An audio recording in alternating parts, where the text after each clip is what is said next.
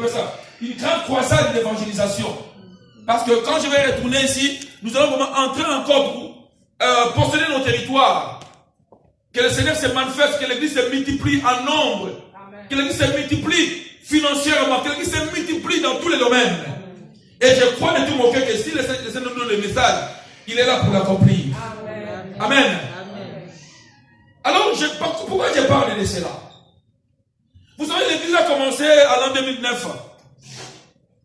Et aujourd'hui, je pense que nous avons 12 ans de l'existence.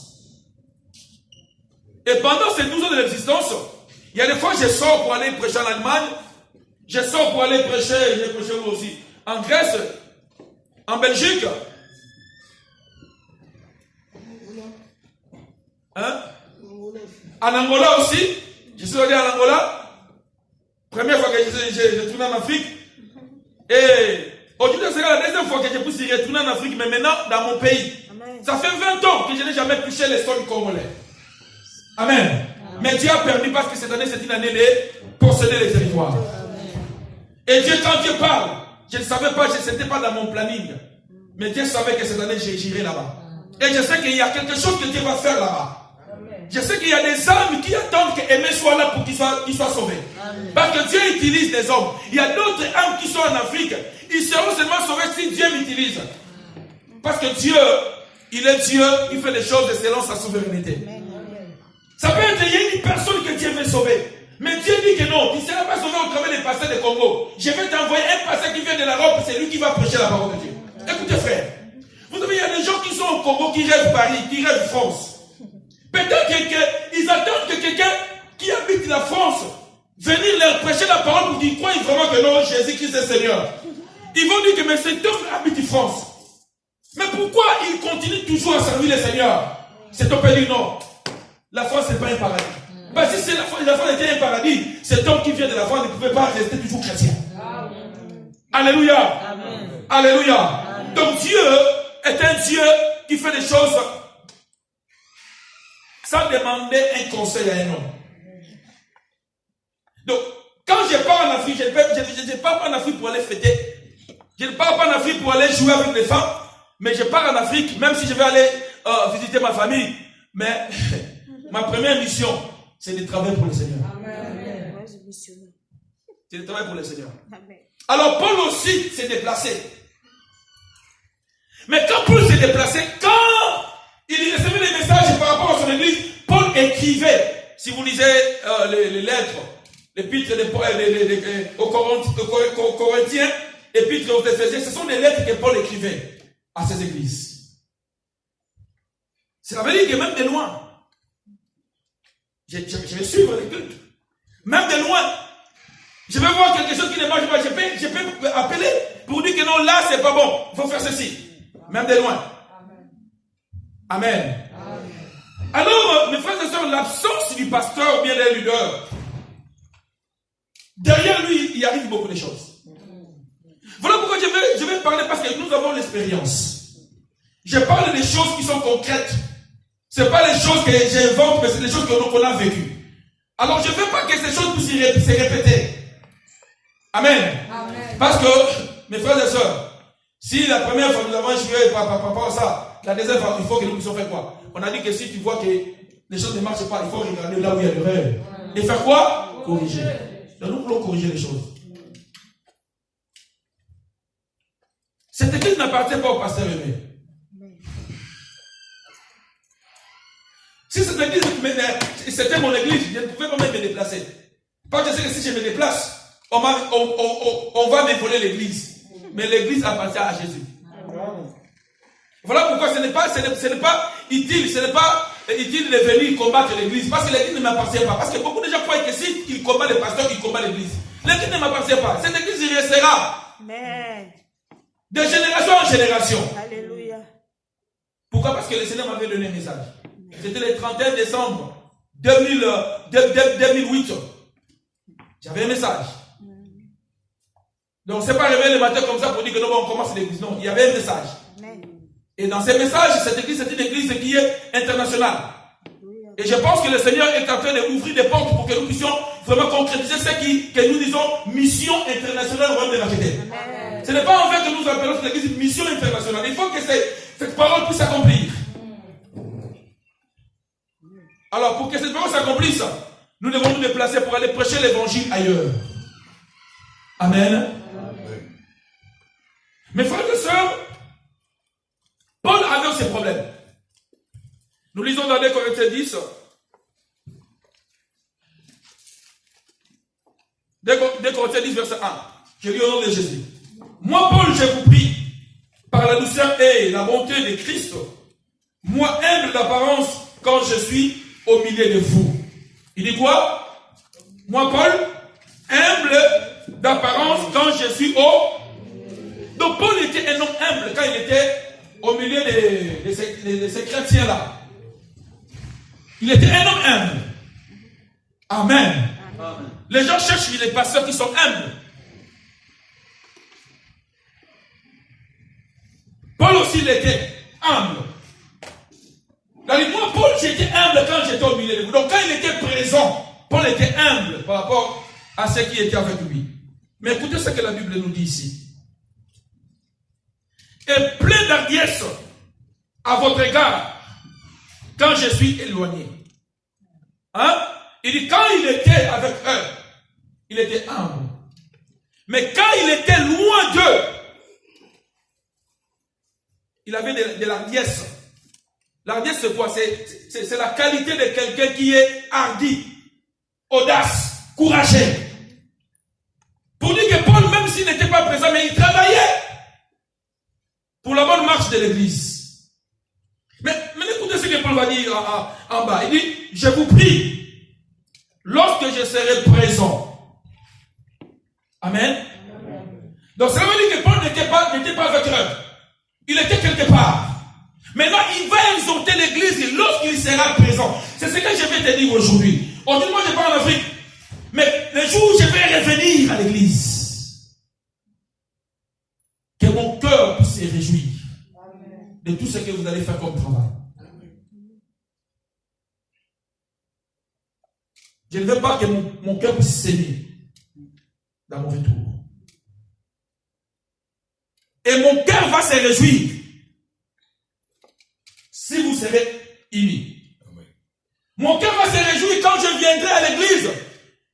Je vois qu'il y a qu'est-ce qu'on appelle ça? Il y a un changement. Hein?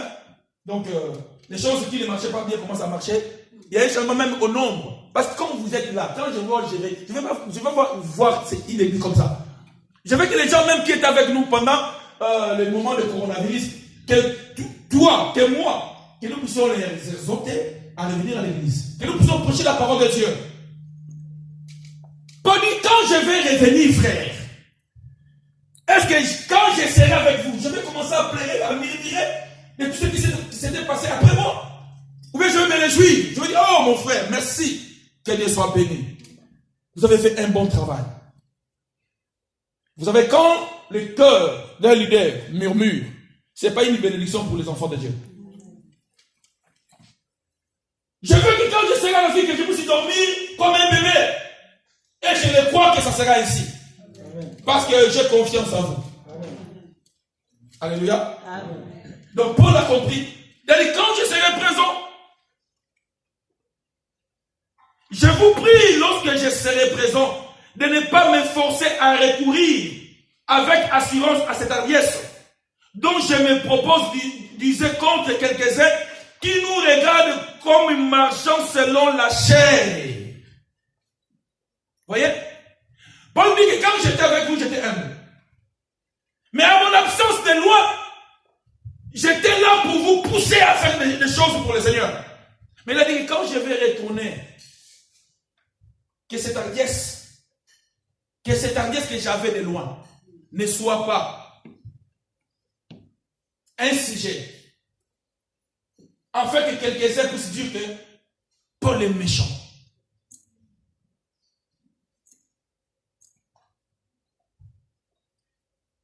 Ne soit pas un sujet pour dire que Paul marchait selon la chair et non selon l'esprit. Pour dire quoi? Quand Paul parlait à cette église, il a voulu simplement dire que quand je vais revenir, que je ne sois pas exigeant comme j'étais exigeant de loin. Amen. Parce que quand je vais revenir, si je vois que les choses ne marchent pas bien, je serai très, très exigeant. Et beaucoup de gens diront que non, je marche selon la chair. Vous savez, quand je dis que c'est bon, moi je n'ai pas mourir, moi je vais revenir. Amen, amen. Mais quand Jésus est mort, la Bible dit, même Pierre qui avait la clé, les clés, je peux dire, parce qu'il n'avait pas une clé, il avait les clés. L'absence de Jésus, Pierre a dit aux autres, bon, le Jésus là qui était avec nous là, je ne sais pas ce qu'il est revenu, il est mort là, je ne sais pas. Bon, moi je vais revenir, je vais retourner à la pêche. Il a entraîné même d'autres disciples. Et je prie que cet esprit-là, ne soit pas manifesté dans cette église au nom de Jésus. Pourquoi? Parce que mes frères et sœurs, je vous dis des choses réelles. Quand moi je suis parti en Angola, les gens qui sont restés ici à l'église, c'était le moment de commencer maintenant à se comploter. Moi j'étais absent, je ne savais pas. Et à mon retour, la première, et ce n'est pas moi qui avait aussi prêché, c'était la sœur Mimi. Mais j'ai vu que les choses ne marchaient pas bien. J'ai vu que l'église n'avait pas soutenu l'œuvre de Dieu par rapport aux finances parce qu'on avait beaucoup de dettes. Je me suis mis devant pour parler comme étant un pasteur, un papa, pour que nous puissions avoir de l'équilibre. Les gens m'ont traité que c'était la chair. Et beaucoup de gens sont partis à cause de ça. Parce que j'ai demandé à l'église de soutenir. J'ai demandé à l'église de donner. Les gens sont partis. Ils ont dit, nous sommes des parents, ils ne peuvent pas nous parler comme ça. Frères et sœurs, il y a des fois Jésus-Christ parlait, hein? Il parlait donc durement. Pourquoi les disciples l'ont quitté? Quand il a dit que je suis le Père de vie, les autres disent, c'est parole dure. Ne venez pas seulement à l'église pour qu'on puisse vous dorloter. On dit ça? Dorloter, hein? Tu peux venir à l'église, on te prêche la parole et sortir sur eux. On dit, papa me t'a dit. C'est ça qu'on a dit là. Que mon enfant ne soit pas un sujet de groupuscule. Mes frères et sœurs, l'église ne m'appartient pas. Faites-ci comme si moi j'étais là. Parce que beaucoup de gens cherchent à travailler. Pourquoi? Parce que le pasteur est là. Le pasteur les voit. On avait un frère. Hein, à l'église. Lui, s'il veut faire quelque chose, il faut que moi je voie. Même s'il veut prophétiser, il va prendre la personne. Il va l'amener à côté de mon bureau. Il va ouvrir la porte et il va commencer à prophétiser. Pour que moi j'attende qu'il est en train de prophétiser. En tout cas, c'est incroyable.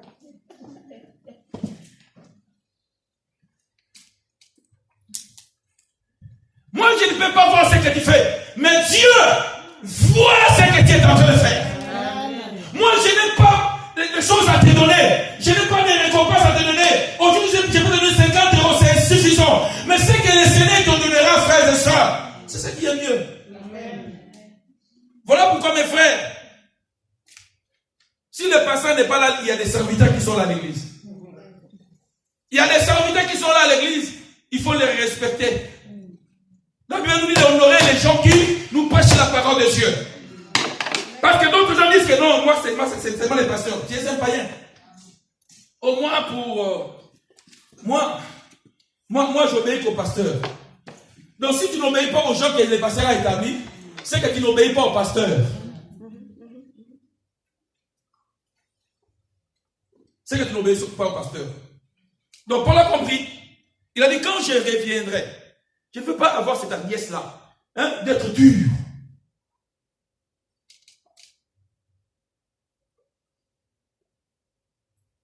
Donc nous devons comprendre, mes frères et sœurs, que tu es un instrument de Dieu pour la gloire de cette église. Amen. Amen. Amen. Et il dit, si nous marchons selon la chair, nous ne combattons pas selon la chair.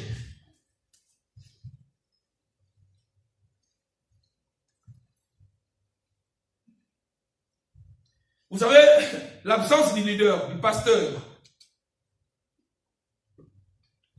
on a vu ça. Beaucoup de gens disent, bon, le pasteur n'est pas là, moi je vais attendre le jour où le pasteur viendra. Là, je vais commencer à aller à l'église. Moi, je suis qu'un homme. Moi, je suis un homme. Je ne suis pas Dieu. Et même dans une église, dans la Bible, les autres disent, moi je suis de Paul, moi je suis l'Apollos. Non, si Paul sème, Apollos arrose. C'est Dieu qui fait le travail. Le travail, c'est Dieu qui fait le travail. Nous devons devenir forts. Prêcher l'évangile, servir le Seigneur.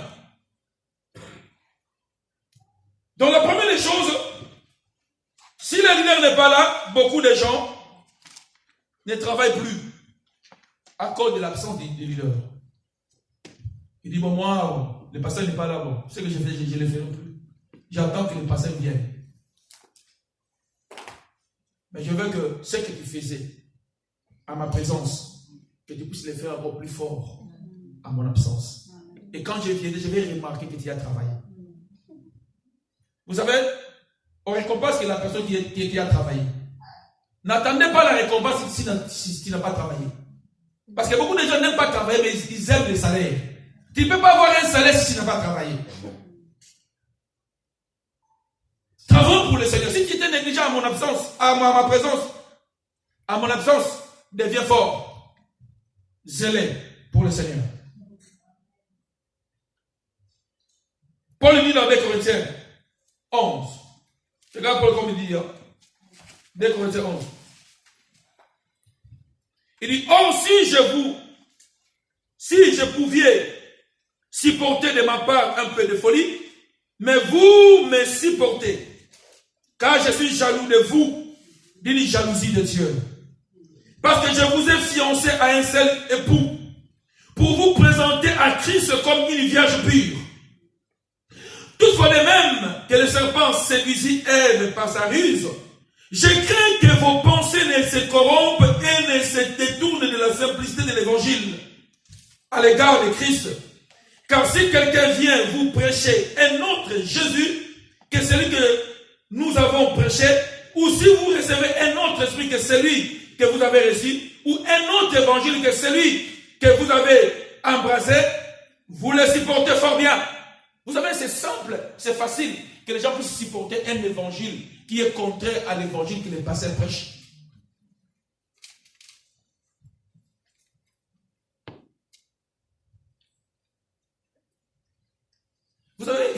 Vous savez à l'église, ce n'est pas seulement les gens qui passent ici qui sont des prédicateurs.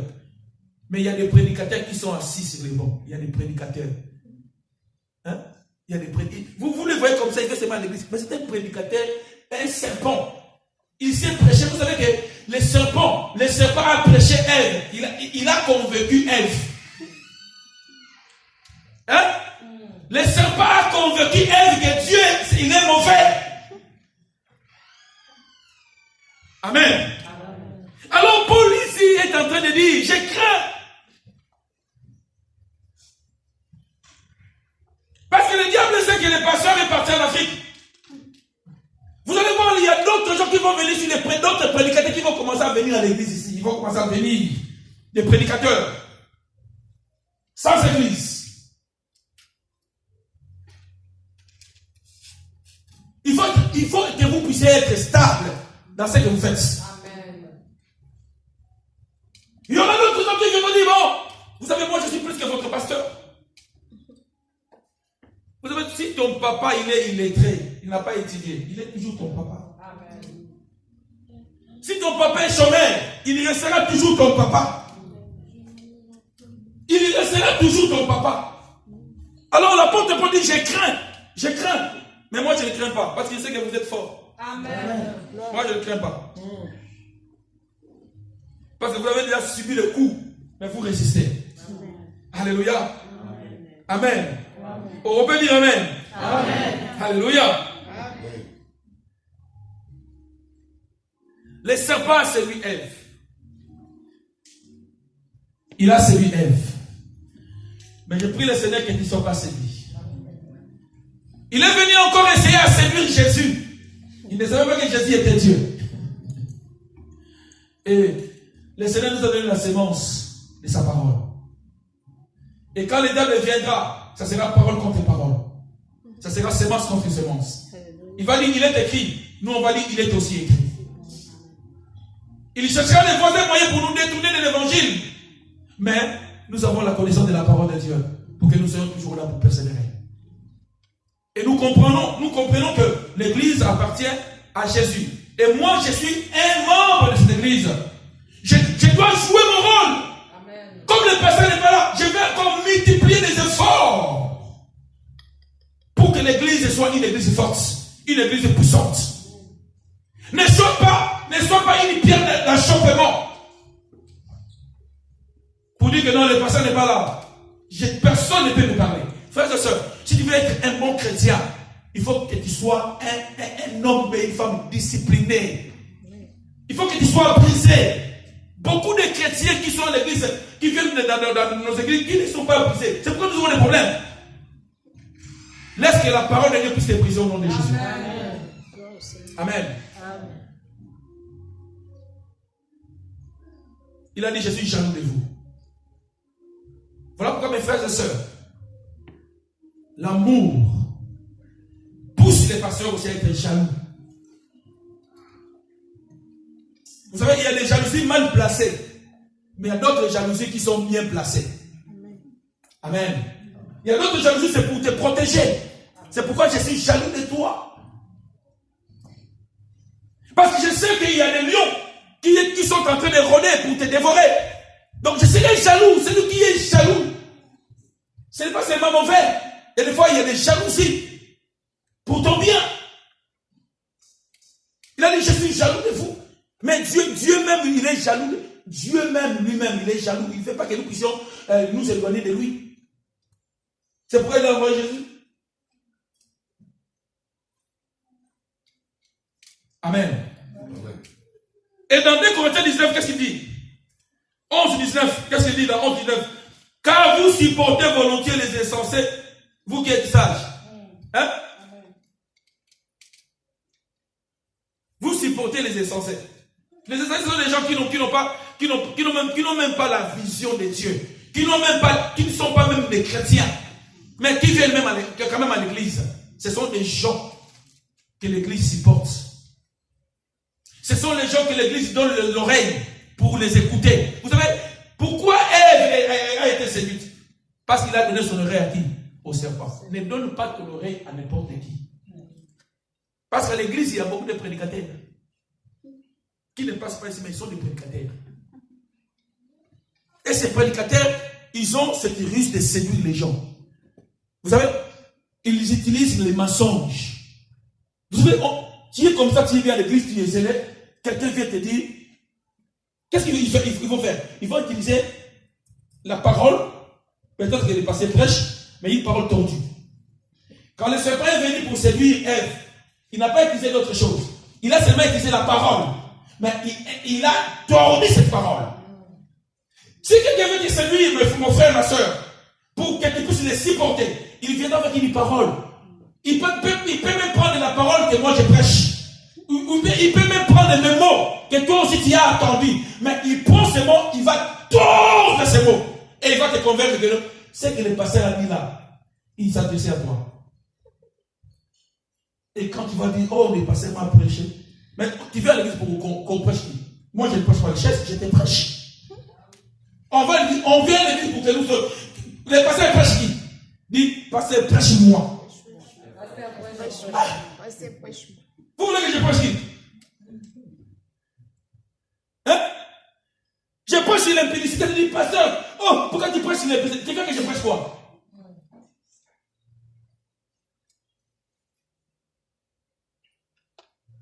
Amen. Amen.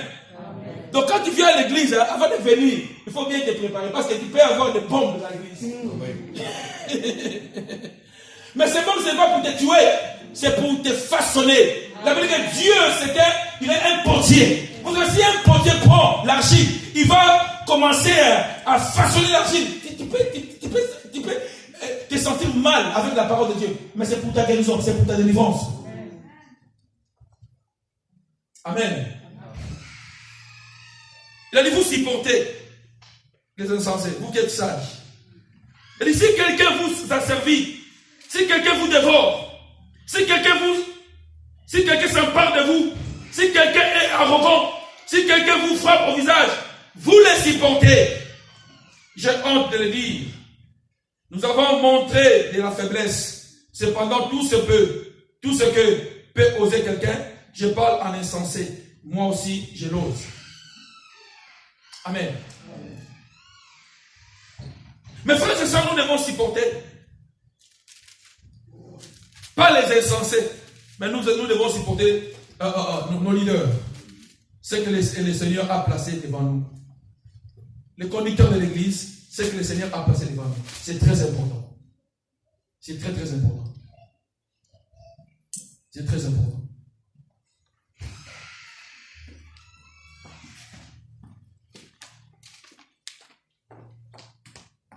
Merci. Merci. Donc, ce que je veux dire à l'église, mon absence, ce n'est pas l'absence de Jésus. Jésus sera toujours là. Peut-être qu'il peut commencer à se manifester plus qu'à ma présence. Pour dire que ce n'est pas moi qui est le patron de l'église, c'est Jésus qui est le chef de l'église. N'abandonne pas parce que le pasteur n'est pas là. Continue à prier, continue à servir. Ne retourne pas à la pêche. Ne supporte pas les insensés. Les gens qui viennent pour te faire détourner de la parole de Dieu. Les gens qui viennent avec un autre évangile. Quand je vous prêche, j'ouvre la Bible. Je ne vous prêche pas les choses que ma maman m'a inculquées quand j'étais un enfant. Mais ce que je prêche, je le lis dans la Bible.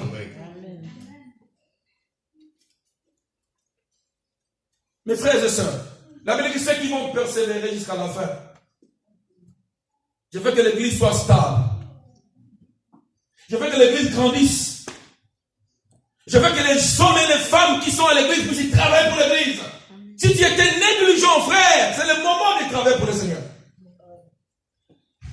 Et à la fin, le Seigneur va nous payer. Il y a une récompense pour tous ceux qui vont travailler avec le Seigneur. Même la Bible dit que ceux qui vont prêcher l'évangile, ils brilleront comme les étoiles. Mes frères et sœurs, beaucoup de gens, je parle aux gens qui ne viennent plus à l'église à cause du coronavirus. Vous n'avez pas compris. C'est lui qui vous a appelé. J'ai dit, vous n'avez pas compris, c'est lui qui vous a appelé. Et le jour où vous viendrez à l'église, il faut demander pardon à Dieu.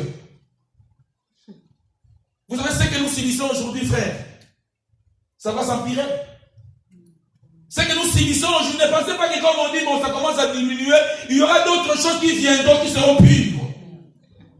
Mais si nous ne sommes pas préparés, frères et sœurs, si nous ne sommes pas conduits par le Saint-Esprit, nous laissons la chair nous conduire, frères et sœurs, un jour nous allons abandonner le Seigneur. Vous savez, ici, ce n'est pas la persécution, on ne tue pas les chrétiens, mais il y a dans d'autres pays où on tue les chrétiens, ils entrent comme ça l'église, ils tuent les chrétiens. Mais ces gens-là ont compris que l'homme peut tuer l'âme et peut tuer le corps, mais l'homme n'a pas le pouvoir de tuer ton âme. Amen. Donc ne prenez pas les choses de Dieu à la facilité. Vous savez, en Afrique, mes frères et sœurs, il y a des gens qui ne mangent même pas, mais qui aiment le Seigneur. Il y a des gens même qui n'ont pas les vêtements, mais qui aiment le Seigneur. Dans les pays où on persécute les chrétiens, les gens sont tués. Mais ces gens-là ont dit, nous allons continuer à servir le Seigneur. Mais nous aussi, mes frères, nous sommes bien quand même. Tu manges bien. Tu as aussi les RSA, tu as aussi la CEDI que tu veux tout. Mais pour venir à l'église, ça devient quelque chose de Dieu. Mes frères et sœurs, les gens qui travaillaient pour Dieu en Afrique, ils sont venus ici, ils sont devenus des Parisiens. Aujourd'hui, tu es à l'église, ne m'inquiète pas. On t'avait dit, par ça, j'étais fatigué, j'ai beaucoup travaillé. La chair est faible, mais l'esprit bien. Je demande à l'église, toi qui viens par des messages. Des messages, hein? On dit des messages, hein? À l'absence du pasteur, sois là tous les dimanches. Et je répète encore. Toi qui viens par des messages. Et je parle aux gens qui sont à la maison. On a besoin de vous. Votre présence, ça nous fait du bien. Église de Dieu. Les responsables qui seront avec vous, il faut les respecter. S'ils disent quelque chose, il faut le faire. Nous ne voulons pas de division. Hein? Nous ne voulons pas de division. Même parmi les responsables. Vous savez, quand j'étais parti en Angola, je n'avais pas laissé un programme. J'ai dit aux responsables, vous allez faire vos programmes vous-même. Moi, je pars. Mais mes frères et sœurs, c'était compliqué. C'était compliqué. L'autre est parti parce qu'on lui a pas. Il fallait qu'il prêche des fois. Dès dimanche. Comme l'autre, il a prêché un dimanche. L'autre dimanche, on a dit, bon, le pasteur est venu. Donc, comme le pasteur est venu, donc, le pasteur est venu. Il a dit, mais moi, j'étais déjà au programme, mais le pasteur est venu. Attends, on va. Il se fâche. On ne veut pas l'église seulement pour prêcher. On ne veut pas l'église seulement pour chanter. On vient à l'église parce que nous aimons Dieu. Amen. On vient à l'église parce que nous savons que la Bible dit que dans l'église primitive, ils étaient tous dans un même lieu. Ils persévéraient dans quoi? Dans les enseignements des apôtres.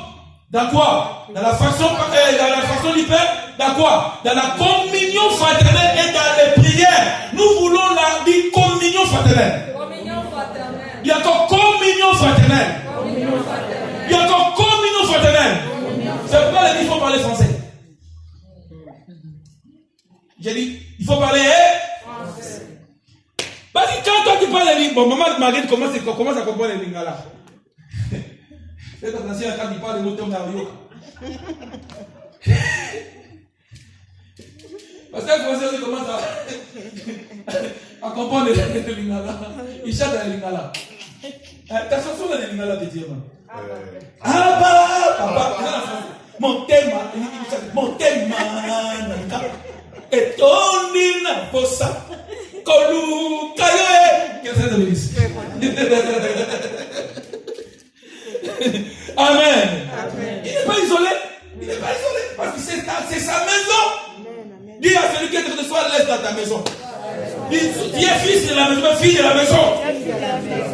Ne sois pas quelqu'un qui est comme un étranger. Frère, un enfant dans la maison, même s'il casse des verres, le papa peut se fâcher, mais après il va comprendre, c'est un enfant. Un jour, mon fils, faveur, j'ai laissé 50 €, il a déchiré 50 €, frère. J'ai demandé qui a déchiré, dit moi, c'est moi, papa, j'ai déchiré. On a essayé d'accorder Dieu, ça ne marchait pas. Mais c'est un fils de 50 €, ça ne va pas, tu ne peux pas comparer 50 € avec mon fils. Alléluia. Dieu ne peut pas te comparer avec les choses là, précaires là. Tu es précieux aux yeux de Dieu. Tu es important aux yeux de Dieu. Ta présence est chère à Dieu. Ne regardez pas les autres qui te disent, qui te critiquent, qui font que tu ne puisses plus venir à l'église. Sois persévérant. Il y a beaucoup de gens qui vont dire, bon, le pasteur n'est pas là. On laisse les gens qui sont tout autour du pasteur. Vous tous, vous êtes tout autour de moi. Amen. Il n'y a pas de privilégiés ici à l'église. Si tu vois que tu es loin du pasteur, viens. Parce que les gens qui sont tout autour de moi, parce qu'ils ont compris la vision. C'est pourquoi ils m'approchent. Ne sois pas un étranger. Et quand vous venez ici, vous priez aussi pour les pasteurs. Parce que moi, il faut que je gagne les âmes à Kinshasa. Amen. Et Dieu est bon. Vous savez, Dieu, le Dieu que nous servons, il est bon. Amen. Il nous a déjà préparé les terrains. J'ai même semé les chaises. Et j'ai amené même les mixeurs. Ma femme me dit, ça qui l'ont habillé, il faut se mettre ça. Ça pas tout est. Le mixeur, il continue de mixer. Tu vois combien ça montre que cette personne aime Dieu. C'est un enseignement pour ma femme. Je pouvais, j'ai armé aussi les souliers pour que je ne sois pas nu. Mais j'ai dit, quand j'irai là-bas, il faut que je puisse aussi prêcher la parole. J'amène mon mixeur et ils ont pesé la côte sur le sac.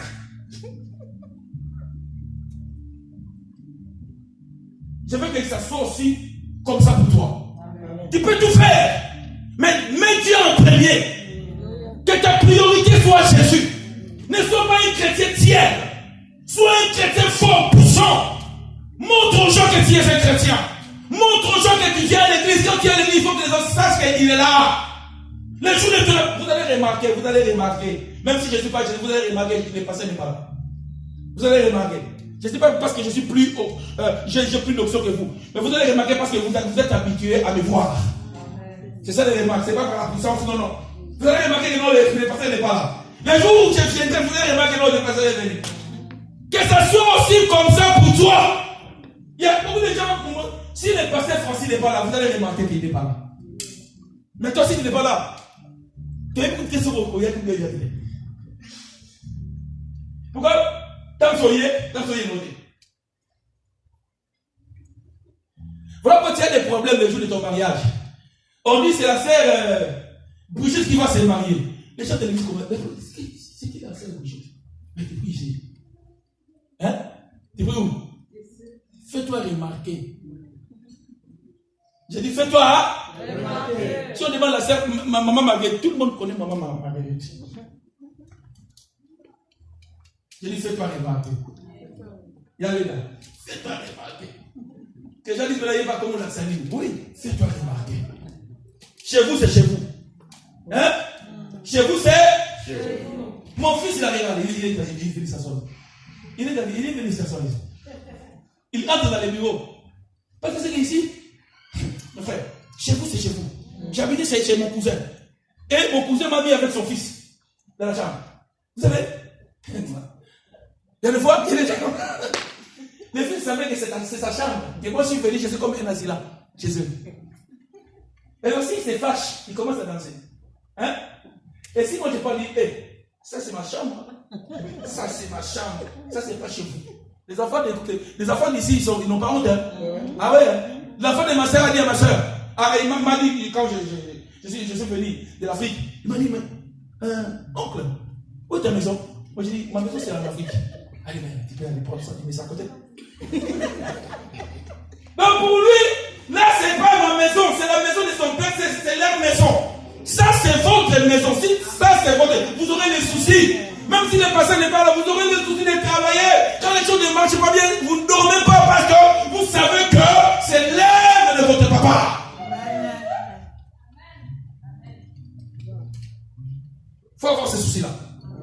Vous savez, quand il y a des soucis là, même si il y a des problèmes avec quelqu'un, il fera tout pour arranger. Je connais une de nos sœurs. Hein? Et une fois, s'il a un problème avec quelqu'un de l'église, il dit à sa sœur, je laisse seulement. Je laisse.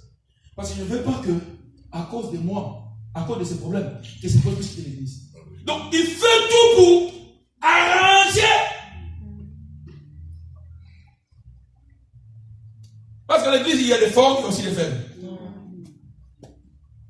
À l'église, il y a tout le monde, on n'a pas la même pensée, on n'a pas le même niveau de caractère.